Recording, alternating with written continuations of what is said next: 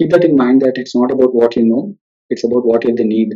So blindly applying will not give you anything because you have not. So I'm Sheikh Khader. I have over 16 years of experience into IT.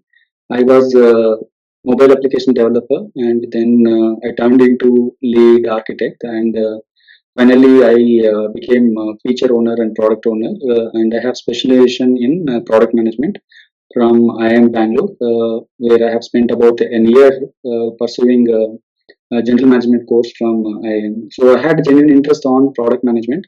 So that's how I have landed. I landed myself into product role about 4 to 5 years ago, and then I have worked with like B2B products, and I have good knowledge on data analytics and the product management end to end.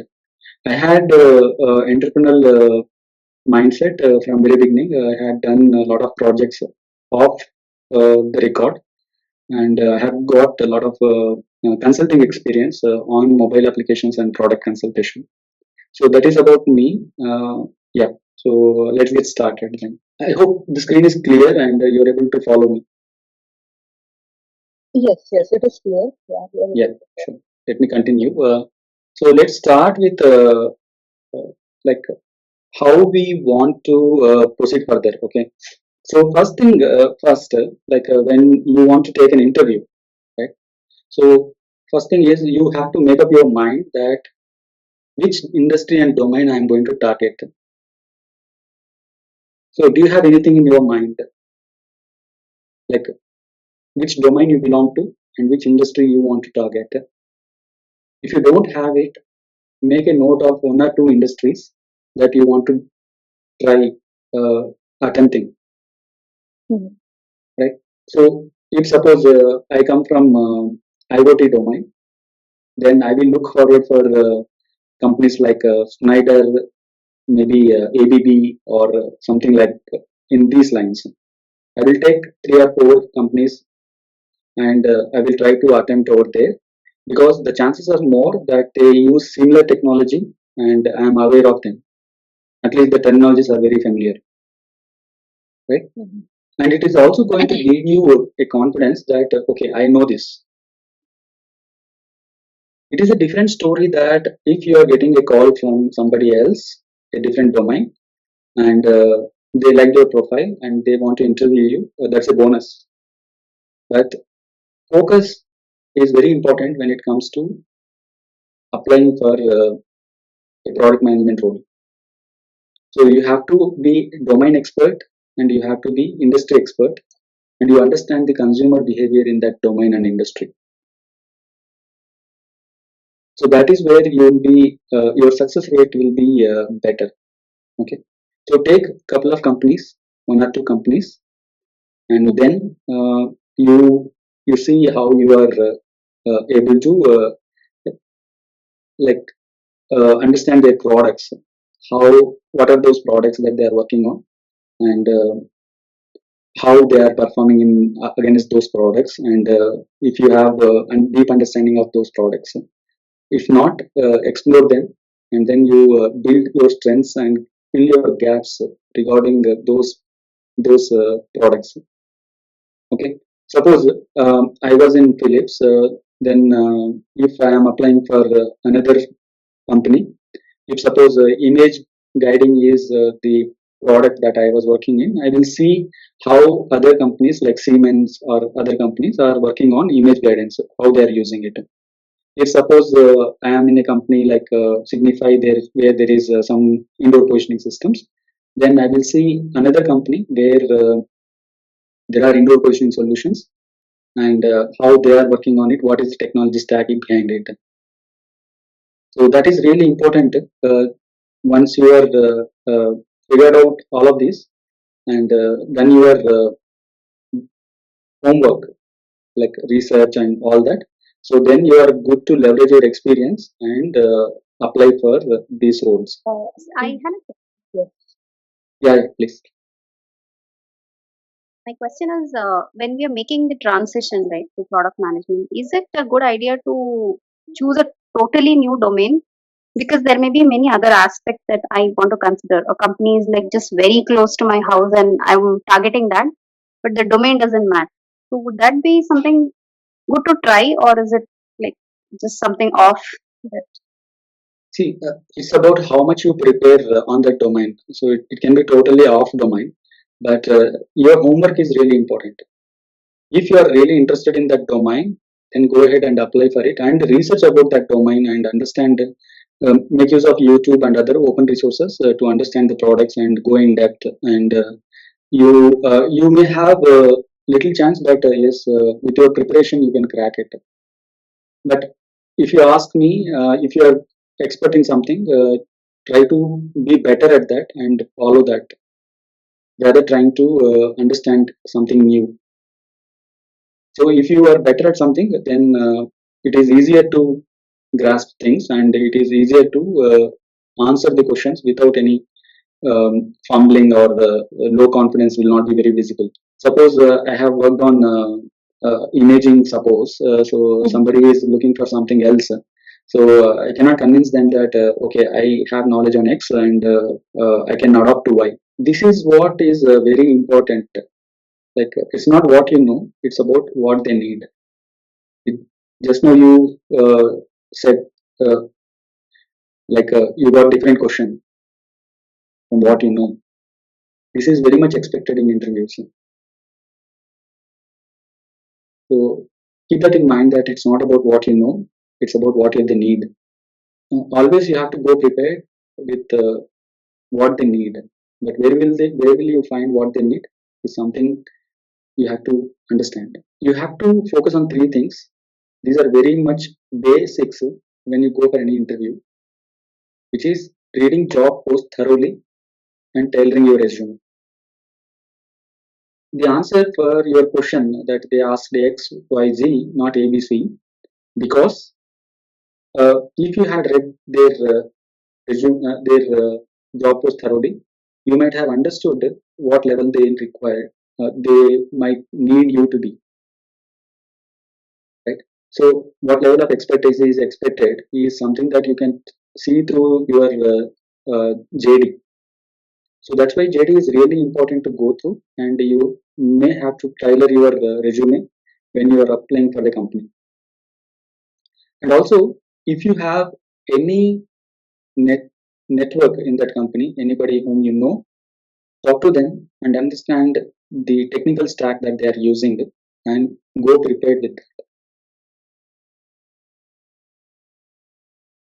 Why I'm telling this is, if you don't know and you go there, and you will find this kind of unknown questions. But if you give a little attempt and get to know through some network and casually discuss, hey, what is the technical stack, or what is what is that you are doing as product, and those things, these casual discussions, right, it will give you some idea on what they are trying to do and how they are doing as of now. So that is when you can actually prepare yourself better for those questions. It is not a different thing that they are doing, but they are doing like slightly off the topic or something like that, where you have to understand what is that something that you are missing, and you have to fill that gap. And mostly everything is available on public domain. You just have to read them and understand them.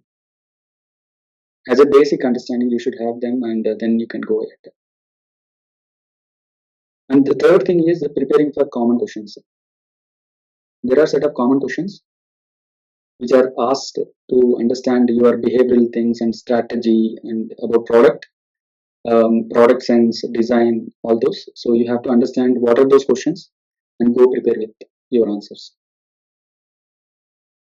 So these three things are very much basic. If you are not, you have not done these three, then better you don't go there.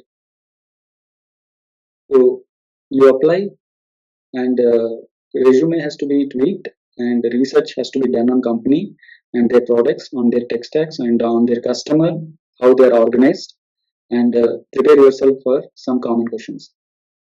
Is this clear? Yes. That don't apply for as many as you see. Like just go ahead and apply for when there is a button easy apply, it is very easy to apply. Don't do that mistake. So as I told you that you have to tweak your resume based on the company and the interest, and prioritize quality over quantity. So once in a week you apply one or two jobs, but when you are applying, spend about 1 hour creating the cover letter and tweaking your resume accordingly, and then apply for it. So blindly applying will not give you anything because you have not even read the JD and you are just pressing easy apply. Then it is not going to help you. Yes. So I product totally manager get roles are not very like frequent thing. Okay. So it's a senior it. role, right? So you will have technical product managers and product managers, very few, and that will be mostly internally taken care. So that's why you will find very less calls, and you have to. It is mostly like proactively you have to approach companies and see through network referrals if you can find some. So let's talk about what happens in an interview. Okay.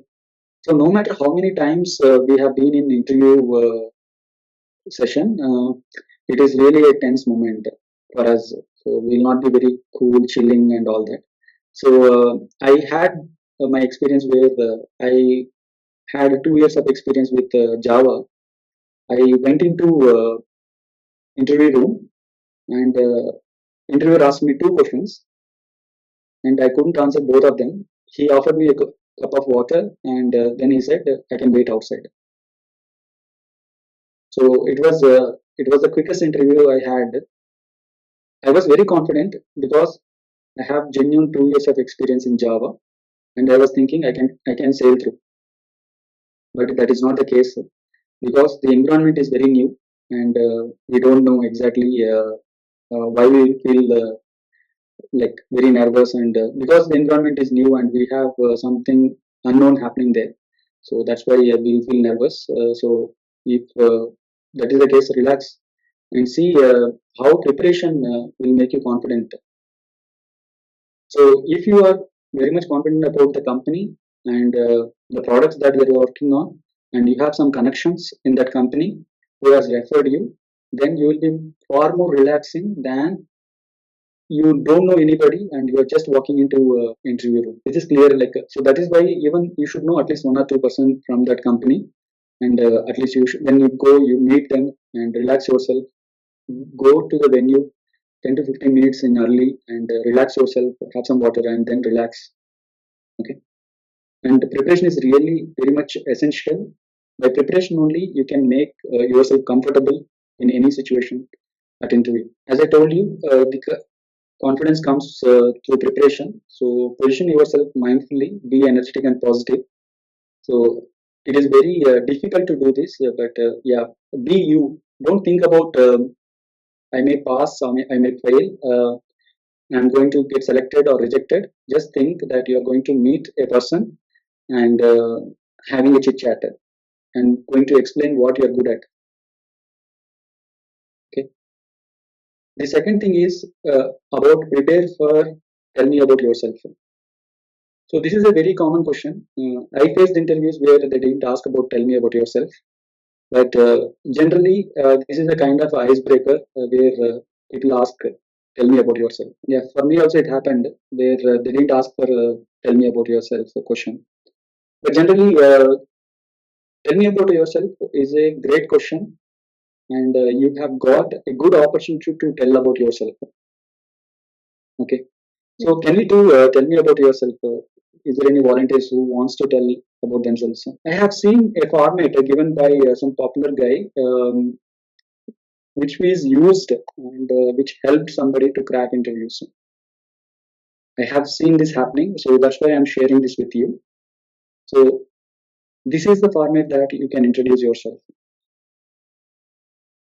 So yeah, you can tell your name. Possibly he knows it, but can you can tell your name, and then you give your top three skills that align with product management or whatever role that you're applying for.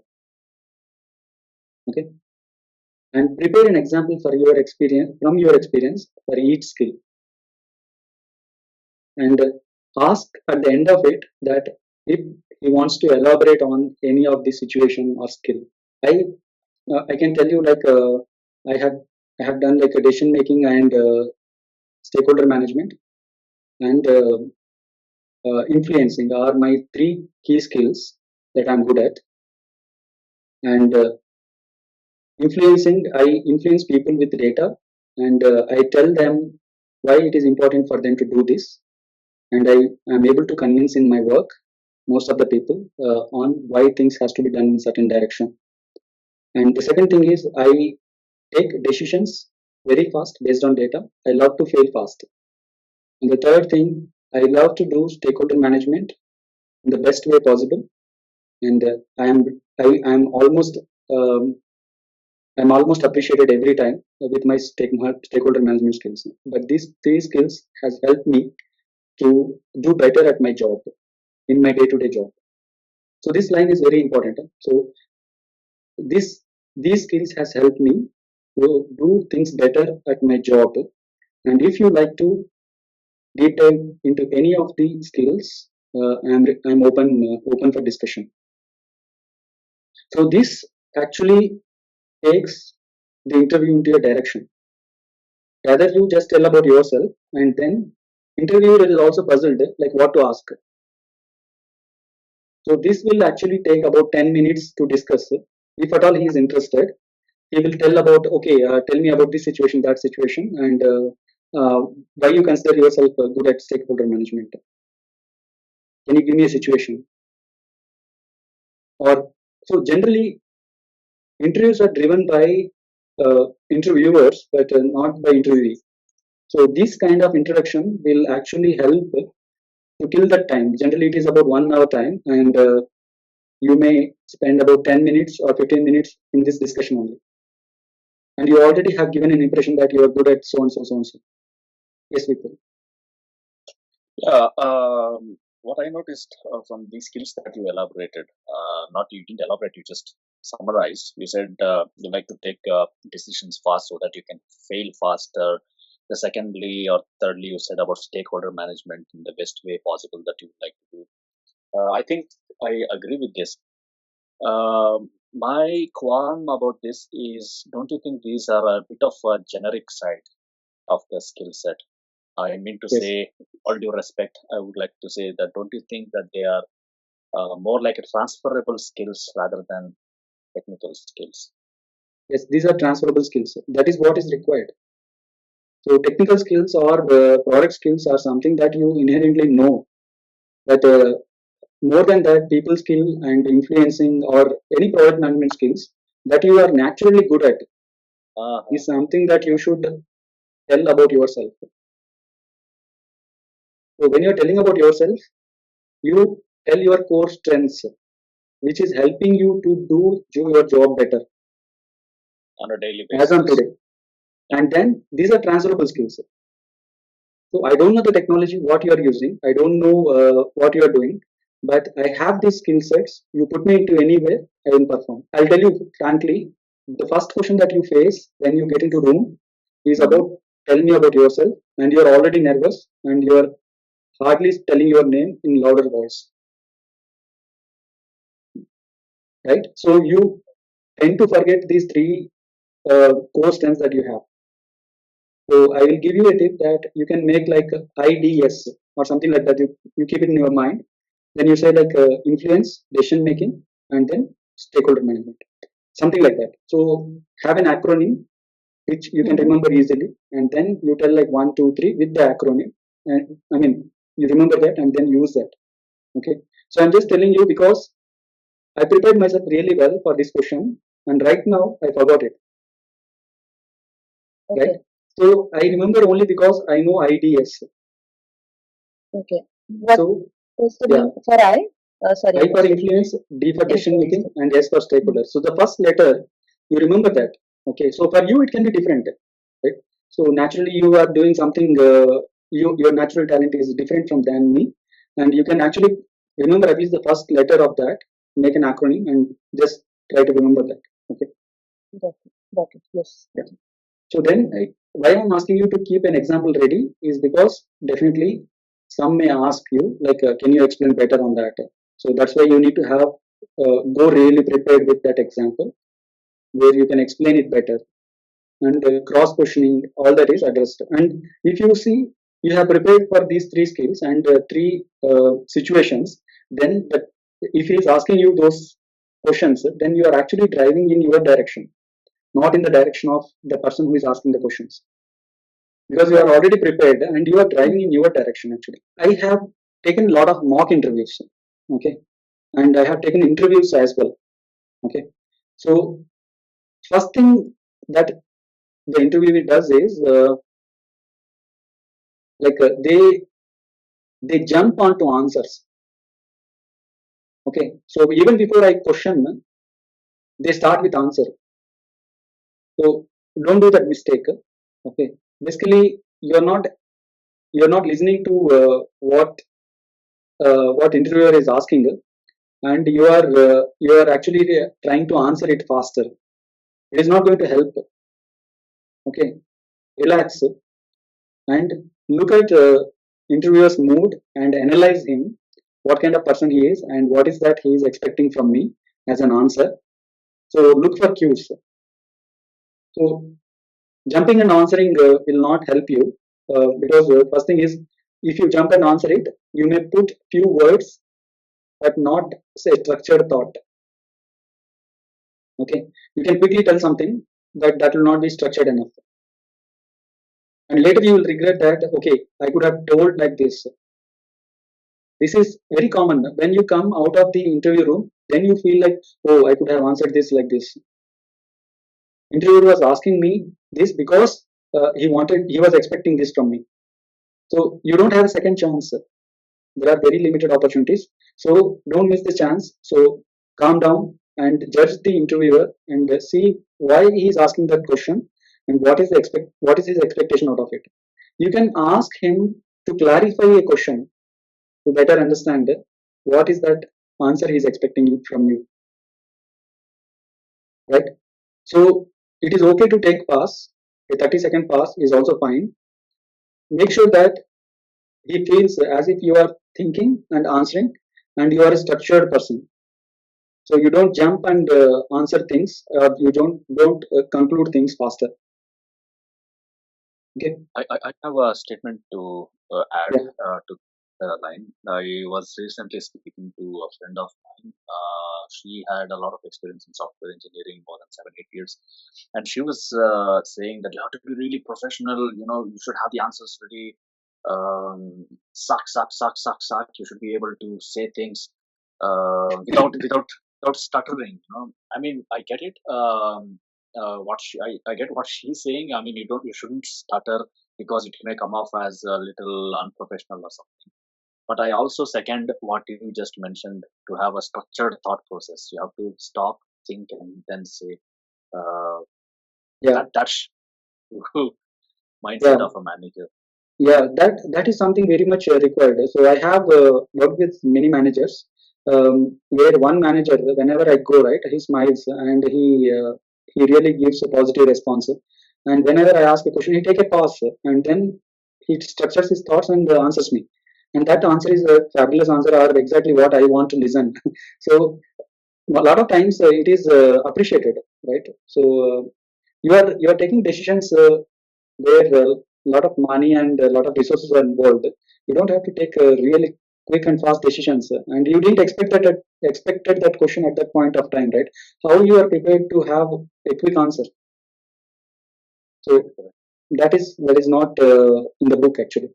So I have seen exactly in my mock interviews, people are doing a mistake. Like even before I ask question, they say like quickly come up with answer. Yeah, somebody has raised it. Yes, what? I have a point here. Like, even while taking the pause, if you are not clear with the question, even clarification questions works in the interview. Yes. So you can ask your clarifying question, a follow-up question, to better come with a structured answer, right? And you can also repeat the question. There's no harm in that. Do you mean? Do you mean? Do you mean this? Right? Rephrase it and try to answer. Try to ask the question again. Do you mean this? Right? So that is exactly, you can try to comprehend the question and you can ask. So do you mean this? Okay. So that is what is required. So second thing is being confident, taking pauses, and listen, analyze, and then answer. Okay. So that is what is very key. And let's move on. Yeah. So you have to showcase your relevant past work effectively. This is an important thing. Uh, so if you feel like the products that they are working on is very much related to the work that you have already done, so wherever you get an opportunity, you can talk about them. Okay. So I will tell you one thing that will make you feel bad, but I have to tell this. Most of the times, you people are working on products, but you don't know what you're working on. And the systems, workflows, you don't know them into depth that is required to be answered into an interview in a structured fashion. I have worked on a product for 3 years. When I faced an interview, he asked me, what is the workflow of this product? I couldn't answer him properly, right? So I know product how it works, but I have never prepared it in terms of workflow. So workflow is an important word that you can write it down. Whatever you are working on today, have a workflow ready. How you are organized yourself and how your product is organized, how your systems are working. So if you are not able to explain your own product that you have worked for 2 3 years effectively in the format of workflow, then I think you're not going to crack that interview. Is this clear? Can we have discussion over here?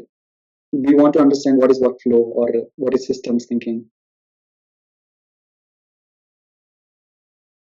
Or don't you agree with me that you guys don't know your product very well? Yeah, I agree with you. A lot of times, what happens, we will be so much involved into the particular thing that we are working on, and we will not see at a system, right? So, as an outsider, we never see it. So, when your interviewer is asking, he is actually looking as an outsider. I don't know this. Please explain, right? So, to answer that question, you also have to see as an outsider how every system is working, how the workflow is working, how my system is ready to deliver value. So you have to have an outsider perspective on the project or product that you are working on. So have a diagram and all the terminologies. If you don't know, speak to people in your own organization and connect with them and understand how it is working and have a high level diagram very much accessible. So not with like workflow is something where I do X and then I go to Y and Y to Z.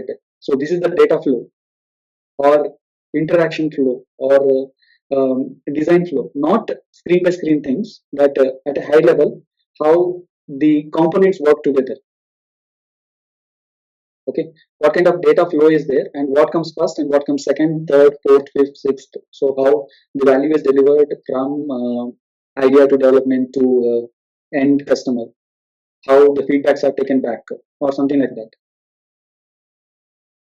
Okay, so this is very much essential for you to understand that what you have worked, at least if you are able to clearly explain that, it is going to be a game changer. That's why I tell you that prepare your workflow. This is a very important thing. So those things which you are part of, you have to be really confident and tell, boss, I know it.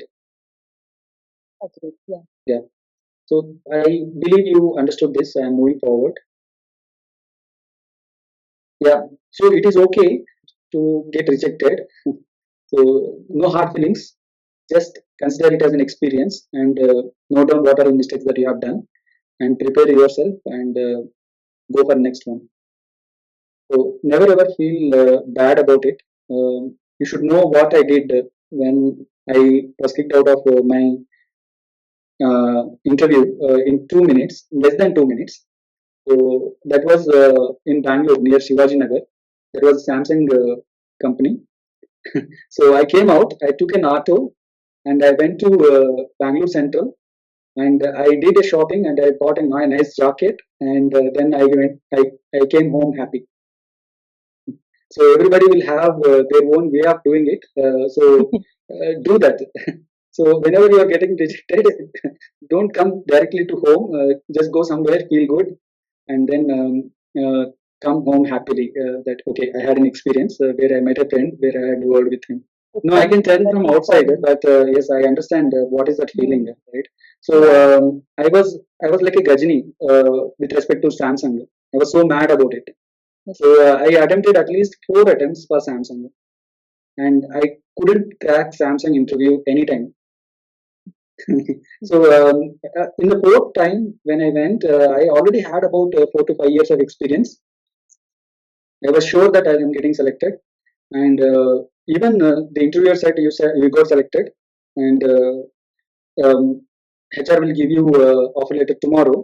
And I came back, and the next day I didn't got any information, and I got a mail saying that I am not good in technical. That is something that I cannot take because the technical person themselves told that I'm okay. So I couldn't take that. And another interview where it happened that HR didn't know that my notice period is 3 months, and they almost selected me. I had one interview and a take-home project where I completed in 3 to 4 days without sleep, and everything is done. But at the end, it happened so that HR didn't know that I had a 3 months notice period. They were expecting to join in 1 month, and they came and rejected. So after my managerial round, after salary negotiation, everything, last minute they got to know that okay, how much is yeah, your notice period? I said 3 months, then gone. So these kind of things happen. So don't mind. Basically, it is not for you, and you don't belong there. That's it. So let's see into some category of questions that is possible in your interview. So far, what we have understood is about the first question, which is nothing but telling about yourself. You have to go on with your strengths, 3 key strengths, and you have to explain that. And second thing is be prepared with your own product and processes that you have worked on, the systems and all that. So when you are confident on these two parts and try to understand the company, do research on the company. If you can find network, build, go connect with those networks and see what are the products that they are developing, how are they organized, and what are the technology stack that they are having. So get into depth. If at all he is very close friend, and talk to him in a casual way and understand it, and do some homework and go there. So that is one aspect of it. And after all this, I am coming to the categories of common questions that we can expect as a product manager. So these are very common questions which are already there in the web, like every place. But the point is, we never prepare ourselves with these questions before going to product management interviews. So it is not like any other interview. It is bit different. Product manager is not Product management interview is not like a program management interview, not like a technical interview, or not like a team lead interview, not like architect interview. Product management interview is very different. You have to understand this. So because there are so many and which are getting connected with respect to product manager, and there are multiple skills that they would want to test you. So that's why product management interview is very different. Okay. So now coming to the categories of common questions. First thing is guesstimate. So guesstimate question is a very common question that is casually asked. Like there is nobody has to think about it. They just casually ask this to understand how you are able to structurally break and think about it. Okay. Any question, how you are able to structurally break things and then construct your answer. So this is what is tested in your guesstimate question. For example, how do you decide how many cash registers you need for a new Walmart store? This is not cooked up question. This is an actual question which is asked in Amazon or Walmart. I will give you the link where you can find actual questions which are asked. There is a there is a website to that, product management resources or something. I'll give you the link of that, where you can see there are certain types of questions where you can do a filter, and also company wise you can do a filter, and you can get actual questions which are asked in those interviews. Okay, so prepare for those questions before you even go there. At least the format that you have to answer has to be really clear. Okay, and the second question type is RCA question. Consider a situation. RCA means root cause analysis, where a metric for a video streaming service dropped by 80%. What do you do? So you have to answer this question by understanding, like going to the depth of the reason by doing the root cause analysis, and then you come up with your solution. Right. So this is another type of question that is mostly asked. Okay. The third type of question is about design question. So build a product to buy and sell antiques.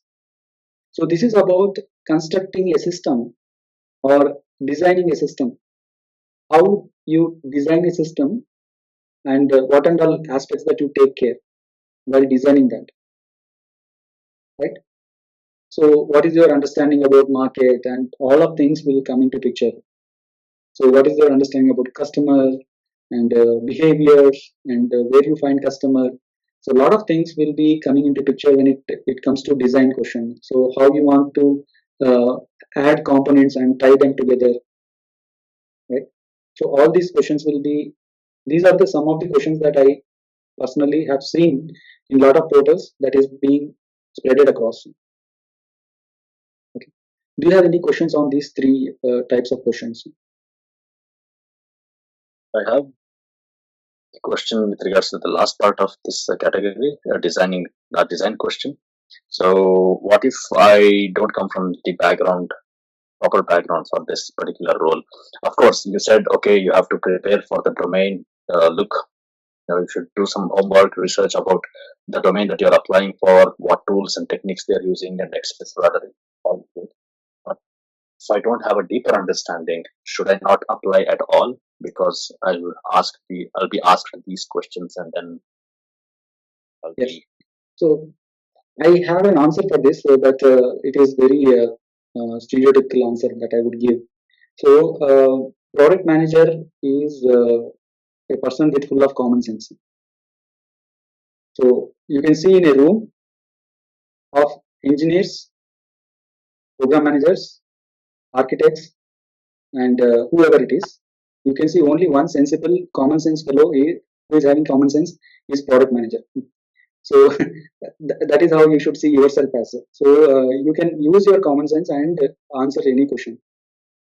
So try to give an answer. Take your time. You can tell like, okay, give me some time. Ask clarifying questions, and ask some input if you don't know something. But take your time and use your common sense and build the answer. Okay, it need not be a right answer. Okay, the approach what you take to answer that is important. Okay, so people are not expecting you to answer exactly. You're going to build a product to buy and sell antiques. No.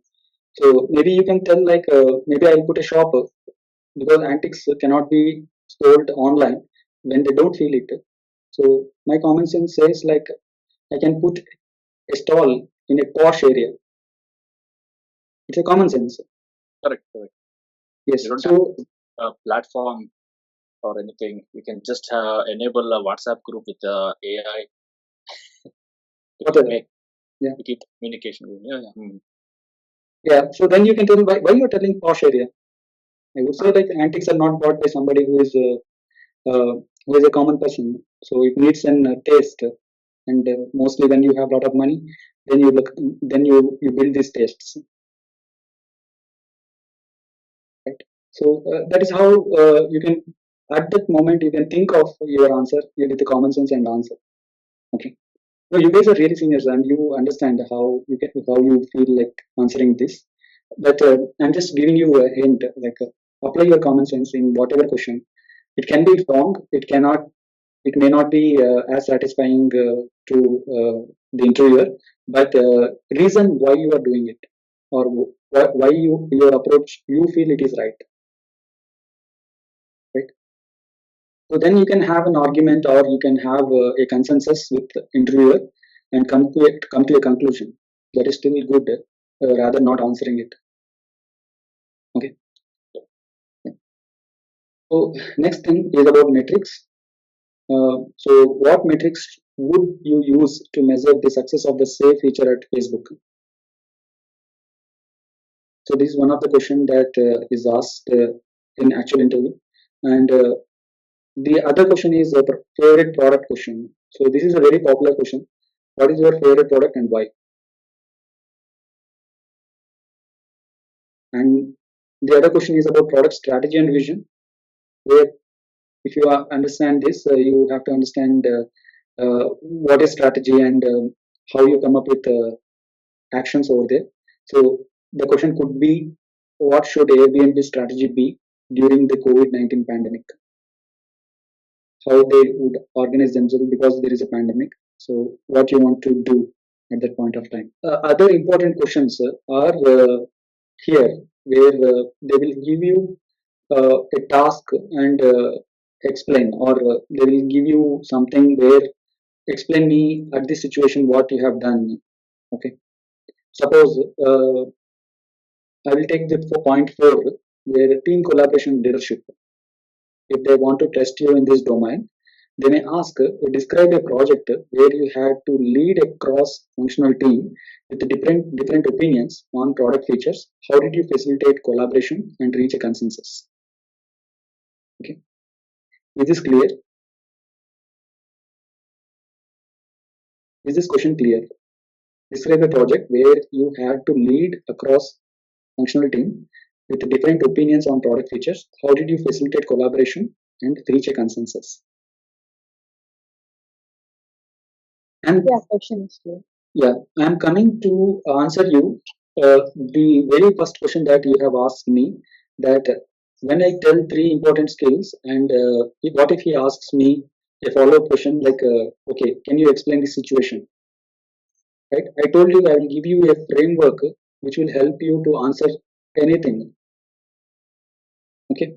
So first thing that how you have to answer the question, answer the question is, you have to use STAR framework.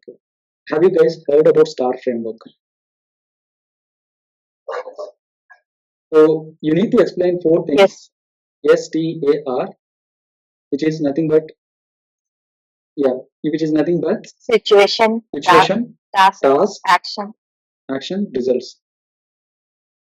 So you may write it down, and we will try this question where somebody can volunteer and answer. Can you guys attempt this question where describe a project where you had to lead a cross-functional team with a differing opinions on product features? How did you facilitate collaboration and reach a consensus? See, from your experience, you might not have exactly faced the same thing, but you can tell a closely related example. No, I didn't face this kind of situation, but I found myself in this situation where I was at XYZ place and I navigated it through like this, right? So maybe it is not about dodging the question, it's about telling your real experience rather cooking up with something. Not like you would face every situation that interviewer will ask, right? There are some situations where you have not faced it, and it's okay to tell that no, I have never faced this issue, but I have a relevant experience. I have faced this issue, and this is how I navigated it. Okay, let's use this STAR framework and answer this question. Describe a project where you had to lead a cross-functional team with differing opinions on product features. How did you facilitate collaboration and reach a consensus? I know it is very difficult to quickly answer this. You can take 2 minutes, even in an interview. You can tell like, okay, let me think. Okay, and then you take notes, and then you try to explain. So I clearly remember sometime in so and so, I was working with XYZ project, and there was a situation. You explain the situation. What is the task from your end, and what is the action that you have taken, and as a result, what happened? Okay. I can give it a try. Yeah, please. I'm not sure whether this answer is expected. Yeah, so describe a project where you had lead a cross-functional team with differing opinions on the product feature. So there was a project in which the multiple features was about to come, but there was a bit difference in opinion between stakeholder because one of the stakeholder wanted a separate feature to be implemented, whereas another one wanted the separate. And I got I for one of the feature, and you cannot say no to the stakeholders. So for one of the feature, I was ready with the existing technical stakeholders. You don't have to buy a new space or something about the, for example, some cloud space or database. We can use the existing technical stakeholders. So I was for that feature, I had to tell another stakeholder at this point of time, this is the one that we should go ahead. I have to show and come up with the data. I have to show. I have even shown how much revenue we can get generated, how much less time it is going to get implemented, and then we can prioritize it accordingly for the upcoming feature, maybe in the next release. So that's the convincing I had to do in that scenario. Yes. Can you just would be an example? So yes, that's a good example. But you have done half of it. Um, like you have explained a really good situation, Mhm. and then you have explained what is your task. Okay, and what is the action that you have taken, and the results that are the outcomes is not clear, Okay. or you didn't completed it actually. Thing is, we we have not done this in this format, right? So we have to practice it. So Okay. Yeah. yeah. So now let's continue that story. And now, can you tell me like what is the uh, what is the action that you have taken to build the consensus? You have not told how you built the consensus. Yeah. Have you put So them into same room, or what is the action that you have done? yes, we had a session, a separate meeting where all stakeholder and my senior product manager would be there, and I have shown all the data. I have created a PPT, and I have compared both the requirements as other another stakeholders also. I have taken a poll from their side, which one should be better at this point of time, by justifying and writing it into the PPT. What how much time, suppose we have only 1 month of time, whether we will be able to deliver, which feature would be beneficial to be delivered at this point of time. Do we have any customer who are waiting for this particular feature? So I have written all that in the PPT and showed it to the stakeholder, and the stakeholder who was not in the favor of implementing the one that I was referring, he also got agreed on to it, and he also got okay with it. Okay, we can have it implemented in the next release because that would be the better time to do that with with some budget also. I have even shown about the technically also what all things are required. If I want to implement this particular feature, then I need this many people in that. Then what is the technology I'm required to have in this? So that was also there in the PPT. Yeah. So This somehow completes they the got story. agreed. Yeah. Yeah. This completes the story where you have action and also result. Right. So you take any question with respect to behavioral questions or the situational questions, apply star. Okay. So you clearly explain what is the situation. Take your time to structure your thoughts, and then come up with the tasks that are in your hand, and come up with action, and then results. If I have to tell an example where it's not about this, but any other example, yeah, I have told it again in some forum, I think, but I will repeat that. So there was one quality guy who is head of quality. He was monitoring our metrics, and suddenly metrics dropped just before a day of our release, and we don't know why. And in that meeting, the uh, definition of done meeting or gate meeting, what happened? He flagged it and said, without this going up into the previous state, I cannot approve it.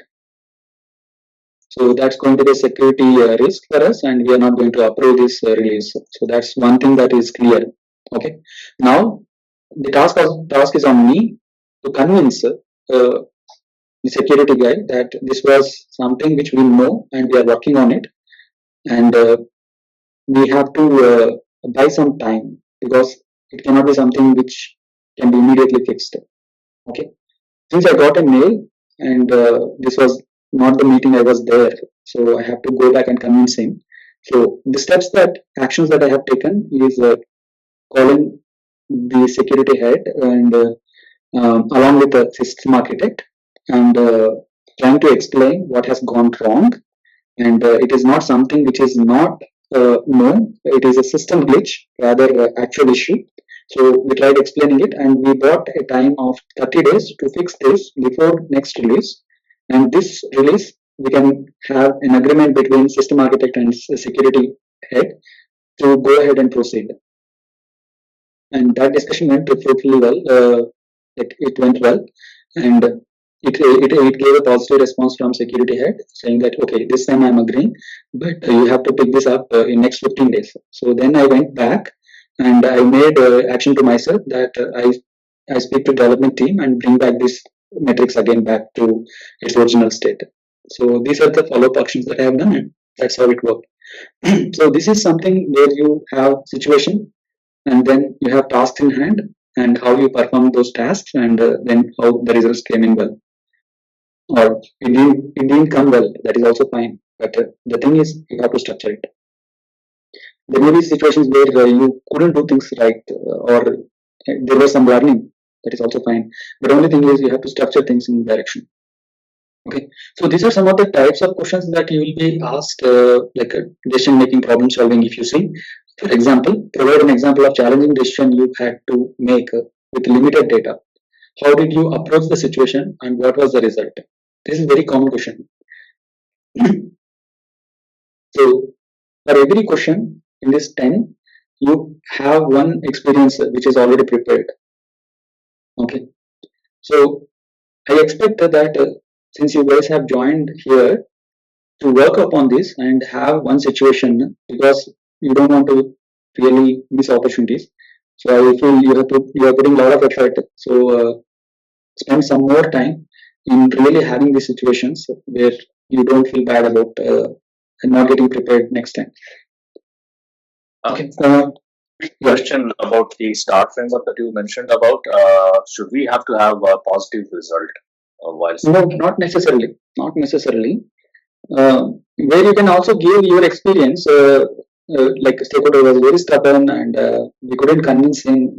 Finally, we have to take his direction, but there was no other option but to go ahead with this direction. And he is a really key stakeholder, and I feel he is talking with data, or he has some intuition where he feels he is right and he is very stubborn. Is possible. So negative results are fine, but the approach that you have taken, and that is what is important.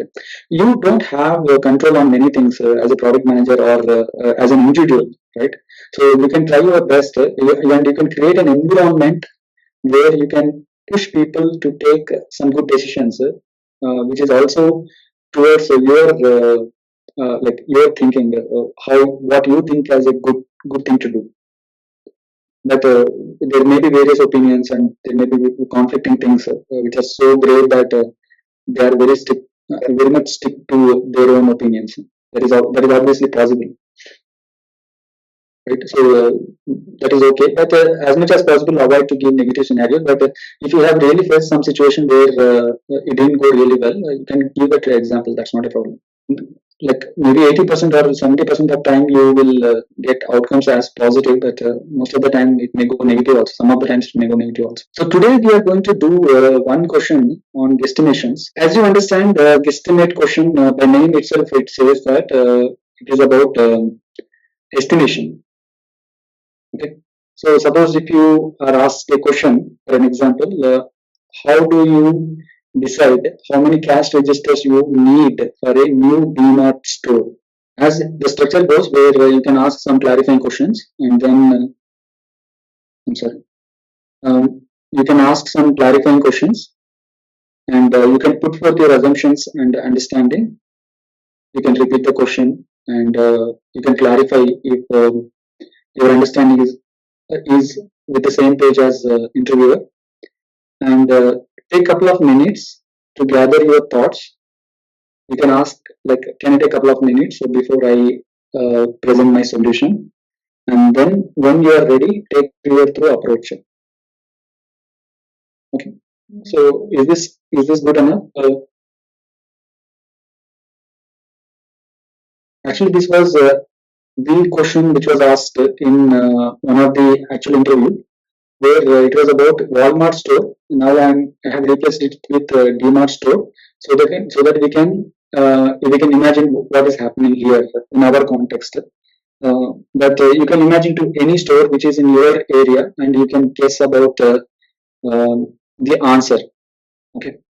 So anyone wants to attempt this question? So if you see, right, the in my whole shopping experience, offline shopping experience, billing is the one bottleneck that I see.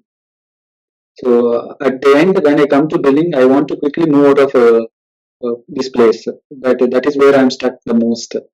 And it is and also at the same time, we cannot have a lot of people waiting for us because it is operational cost, right? So that is what you have to have a balance, experience versus operational cost, right? So that is what we have to do. But if you have to answer a guesstimation question, keep that in mind that you do you there is nothing called the right answer. So yes, this is a perfect answer, this is the solution. No, that is not like the case.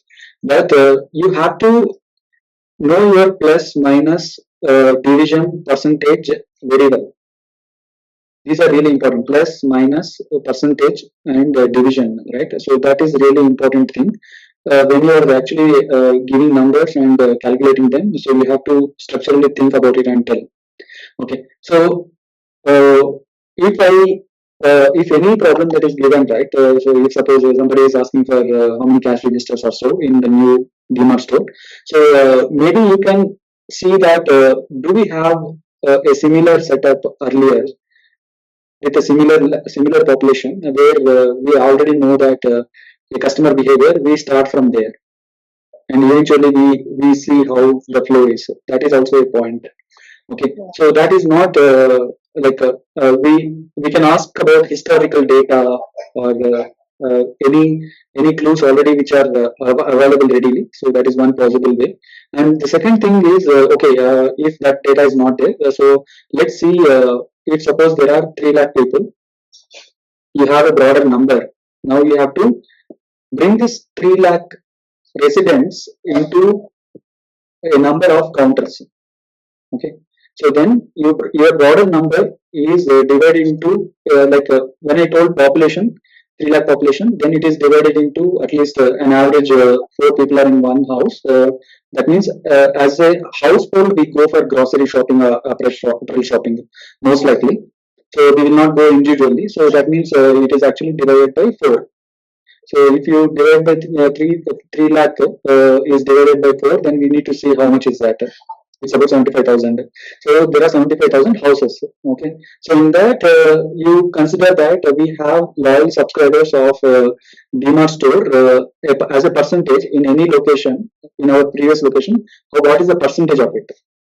So how many people generally as a percentage visit our store in our previous stores which are in the same locality? Okay. So consider there is a loyal customer of 40 percentage in the similar store, then the 75,000 is divided into 40 percentage. Okay. So that means suppose 75,000 is divided into for number sake we can make it as 50 percentage. So 75,000 is divided into somewhere around 37,500 households. So in that, if you see walk-ins, then you further divide that, right? So on weekends, on weekdays, so I would like to keep, know the highest point, how many people are visiting our, what is the footfall of our store at the peak hour. Okay. So then I will I will manage only the peak hour thing, then everything is managed, right? So the worst situation is managed, then everything is managed. So 37,500 households. So in that, it is told that 50% to 60% of people come on weekend, right? So now you have to divide it further. 3 lakhs, 37 lakh, 3 lakh, 37,500 divided by 60 percentage. So you divide by 60 percentage, then you will get approximately 17 to 18, 18,250, 18,250 member households. So in that 18,000 households, so if you spread in a day, if the store is open at 6 o'clock to 10 o'clock or morning 9 o'clock to 10 o'clock, then how is the spread, right? So in that, people telling like 40% of the people will come in the evening, right? So in that 18,750, now 40% is the person who are coming in the evening. Okay, so that is the peak time. Okay, so evenings are the peak time. So then you say like, okay, if that is the case, in 2 hours you have to manage around 9,000, around 9,000 people. Okay, so in that 2 hours you have to manage 9,000 residents coming in. Okay, so then you can actually see their patterns. How many people from our pattern we understand that they buy one or two items, and then how many people go beyond five. Okay, so that data, if it is there, then we can see like a 9,000, 80,000. What is the queue size is approximate. Like any person who is walking in, so he can wait up to in the peak time. As an experience, what we can do is maximum 15 minutes of wait time. Okay, so each customer is taking 2 minutes, then we cannot have queue size more than 5 to 6. Okay, so if that is the case, then how many register counters will come? So if you have to bring it down, so this is, you have to do structural division with a pointer. Like okay, I am cutting off this, cutting off this, cutting off this, and with these points, I am coming to this number. And you need to see other factors which are playing, which are taking effect in your decision making. I didn't come with the number, but yeah, you understand how is the structure it is coming, right? So 9,000 people, and in 2 hours. So suppose every 10 minutes. So if you see, if that is further divided into 10-minute range, okay, I feel like there is 6, 12, 10 minutes. So you consider 9,000 divided by 12. So it's about 800 customers, close to, right? So 800 customers, I see there are one or less than 5 products are bought by 60% of or 40% of the people. So then it is divided by again further 800, 500, 400. Okay, so now 500 people have to get out of the situation with at least 6 as a queue size. So then you see how many number of uh, how many is going to happen. Okay, so these are ideal, not ideal numbers, but I'm just telling you it. This is the approach. So you will have intermediary decision points, and you have structurally breaking down points also. Okay, so I hope you understood how to answer the estimation question. And there are so many estimation questions in open. Uh, I will give you a site where you can practice. So, but the most important thing is you should know some census, just like that. Like, what is the population of Delhi? What is the population of Bangalore? How many people are inflowing into Bangalore? How many people are working on IT? How many IT companies are there? Or what is the farmer size? What is the percentage of farmers in any country, or something like that? So that data, if it is there, right, it will be easy to answer. So one popular question that I have seen is, which is almost I have seen in YouTube multiple times, that how many what is the nail polish industry in France? Like, what is the worth of nail polish industry in France? So then we need to see how many male, female, and we also have to see in that email how many people are using nail polish, and in that we need to see what brands they use, what is the price range, and how many bottles can be sold, and how frequently they buy, what is the size of the bottle, and then we can multiply it by money, and then we can come up with a number saying that okay, this is the number. Okay, so this is one of the typical questions which are there, which are casually asked. So estimations is a very simple question. That's why I started with this question, where you can apply plus minus divided by percentage. So, if the way I answered, I just said 30 because I simply divided 3 lakh and then I came to that number. But I'm pretty sure I have been asked this question during my line of work, not during the interview, but during my work. They asked, okay, how did you come about this number? I just took a guess. They said, okay, but how? Now I know the gist behind asking this question to a product manager. Because they'll Yeah, ask, right. how did you arrive at it? But No, you cannot guess anything. So guess feelings and gut feelings are not good for product managers. So you should be able to come up with data and reasoning behind it, so that everybody is convinced in the room. You take a couple of minutes. You take 5 minutes. It doesn't matter. So you tell like, still I'm thinking. You wait for me. I'll answer you. So then 2 to 5 minutes is the time reasonable time you can ask. So to anywhere think, between, to think.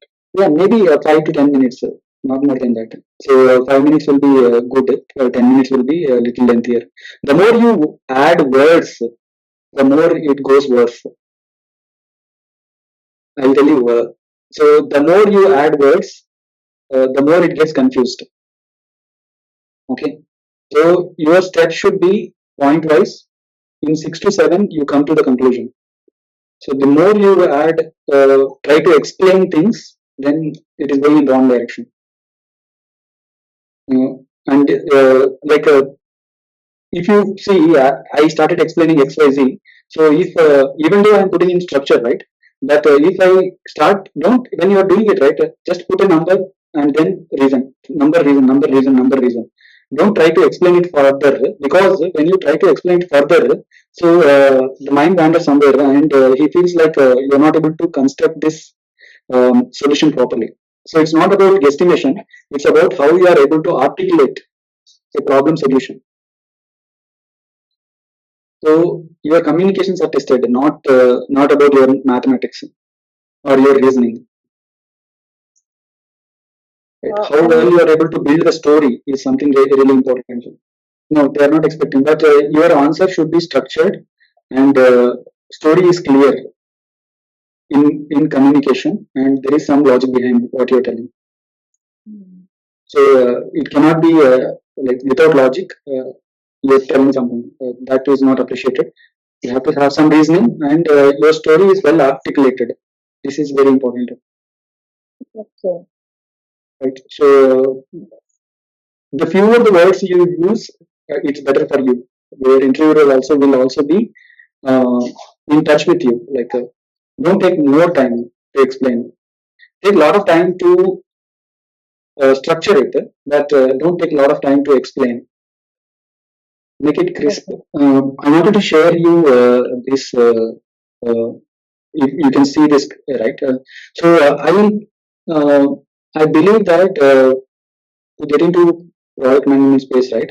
So you need to have some skills on product sense, and you need to prepare yourself better for PM interview, and you should also have some knowledge on how the products are managed.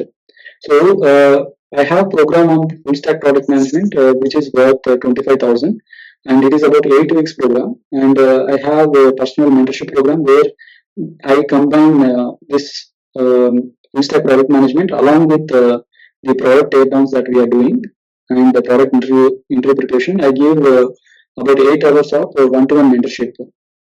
Okay, so that is how I came up with a package of things where I can mentor people. And most importantly, I want to tell you about this product teardown. Okay, so product teardown is an important thing to understand, where you will find like it gives you ability to think and build a product sense. Okay, so I have done already a couple of product teardowns already. I see Vipul was part of that. So Vipul, would you like to share your experience? Oh, yeah, definitely. I would like to share the experience about product teardown. What followed the weeks before, for example, problem statement, positioning statement, etc. I was able to practice them during the product breakdown. To be honest, I have never uh, done that kind of research before. Now I took one piece of the puzzle, one piece of the platform, a product, and then I started analyzing it, and then I realized how big that market is, and I was able to create business cases around this product teardown as well. And I also came up with my own use cases that how certain service I was doing an agri-tech application, so I was able to come up with my own use cases how things can be improved in the agri-tech domain, for example. So it was Mm. really wonderful, and it was really helpful. It added a great value for me. As a matter of fact, I'm going a little deep down. In the coming days, I will be able to publish this on LinkedIn to increase my credibility as a product manager. Yeah, that's true. Actually, your work, right? You can publish in many forums where you can also give it as a cold mail. So if at all you are sending one, so that is one thing. And if you see, the first thing that I told you about is the industry and domain, right? So if suppose you are targeting any industry or domain, keep one or two and go in that do teardowns in that domain, right? So this is the teardown that we have done on quick commerce. So where we clearly came up with problem statement and positioning statement, the persona that they are trying to target, and the market positioning how they have done, and the Figma, how are the screens placed, how is the workflow, right? So I clearly go deep into this and I understand it and I present it so that you guys will be able to get like how deep you have to go and how you understand any industry. Okay, and there are also some tools which are given to you where to do how to do these tear downs so that you understand what is the metrics and what kind of metrics are seen in this industry, and how the system works together, and how the funding is happening, and you do some competitive analysis. Why Zepto is better than Blinkit as on today? What happened to Blinkit? And what is the competitive edge that Zepto has? Okay, so these things, and then you see overall business model and some interesting facts also I provide. So basically, this is and also we work on something like if suppose any metric that we want to improve, which is a key metric objective. So then how we go about solving the problem, and then coming up with the prioritization technique and how we are going to do it, and then we conclude it. So this is about product, and product add-ons are multiple types where we can also take a specific problem like how to improve an XYZ page visits by some folds, right? So how can we do that? So that can also be one of the product add-on types. So this is something that I am offering you at the same price as the interview prep sessions at 1 to 9, and it happens every Wednesday. Uh, it is about 2 hours, 8 to 10, and I'm going to continue this for some more time. And if you have any preferences on any industry that you're targeting, you can give me that name of the industry and domain. Maybe I'll work on that product add on that domain, so that it will also help you to give an essence like how product add-ons are done, and also your domain is covered. Sorry, it is on Thursday. I am planning for it. I said mistakenly Wednesday, but it is Thursday. It is 8 p.m. to 10 p.m. So that's how it is going on. I hope this session was really helpful to you guys, and we'll see you next week.